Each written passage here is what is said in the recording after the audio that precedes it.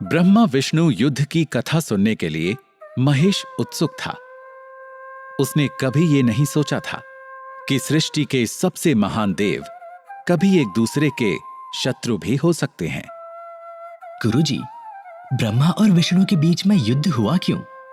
वो क्या कारण था जिसकी वजह से इन दोनों सृष्टि रचयिताओं के बीच में अनबन हो उठी?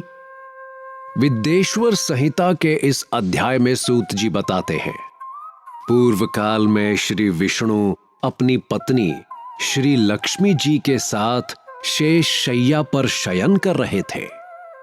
तब एक बार ब्रह्मा जी वहां पहुंचे और विष्णु जी को पुत्र कहकर पुकारने लगे। पुत्र उठो, मैं तुम्हारा ईश्वर तुम्हारे सामने खड़ा हूं। ये सुनकर श्री विष्णु ने ब्रह्मा जी को आदरपूर्वक नमन किया होगा ना गुरुजी? बिल्कुल इसके विपरीत हुआ महेश। ब्रह्मा जी का उन्हें पुत्र कहकर संबोधन करना, इसके कारण विष्णु जी क्रोधित हो उठे। हे राम, फिर क्या हुआ गुरुजी?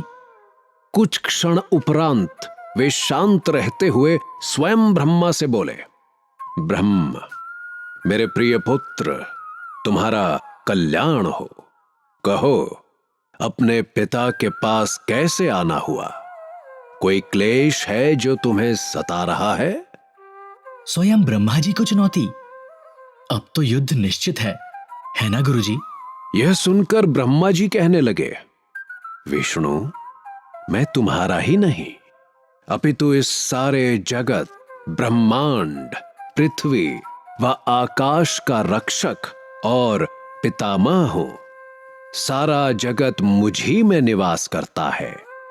तुझ में इतना अहंकार और इतना साहस कि तू मेरी ही नाभि कमल से प्रकट होकर मुझी से ऐसी बातें कर रहा है।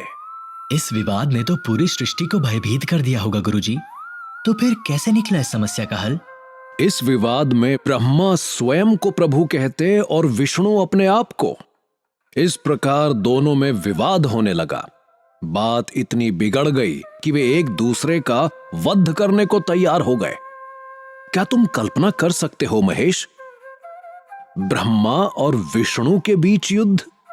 पृथ्वी लोक पर ऐसा कौन सा राजा होगा, ऐसी कौन सी सेना और ऐसे कौन से शूरवीर जो इन दोनों के प्रकोप का सामना करने का साहस कर सकें? मुझे तो सोचते हुए ही भय लग रहा है। पूरे संसार के दो रचयिता जब स्वयं युद्ध पर आमादा हो जाएं, तो उन्हें रोकने वाला कौन हो सकता है? ऐसा बल, सेना, शौर्य, ज्ञान और माया किसी के पास नहीं। कैसा दृश्य था वो गुरुजी? हंस और गरुड़ पर विराजमान ब्रह्मा और विष्णु दोनों घमासान युद्ध करने लगे। ब्रह्मा जी के वक्ष स्थल में विष्णु जी ने अनगिनत अस्त्रों का प्रहार करके उन्हें व्याकुल कर दिया। इससे कुपित हो ब्रह्मा जी ने भी पलटकर भयानक प्रहार किए। इन दोनों देवों के पारस्परिक आघातों से तो देवताओं में हलचल मच गई होगी। पृथ्वी और स्वर्गलोक दोनों में तो हाहाकार मच गया होगा गुरुजी। क्या इस जगत युद्ध का कोई समाधान निकल पाया? विनाश से भयभीत देवता घबरा गए और त्रिशूलधारी भगवान शिव के पास शीघ्र पधारे और उन्हें सारी व्यथा सुनाई। इस अध्याय में तो ब्रह्मा, विष्णु और महेश तीनों का कितना रोचक उल्लेख है। देवताओं की आंखों देखी सुनकर क्या शिव जी क्रोधित हुए? इसके ठीक विपरीत हुआ महेश।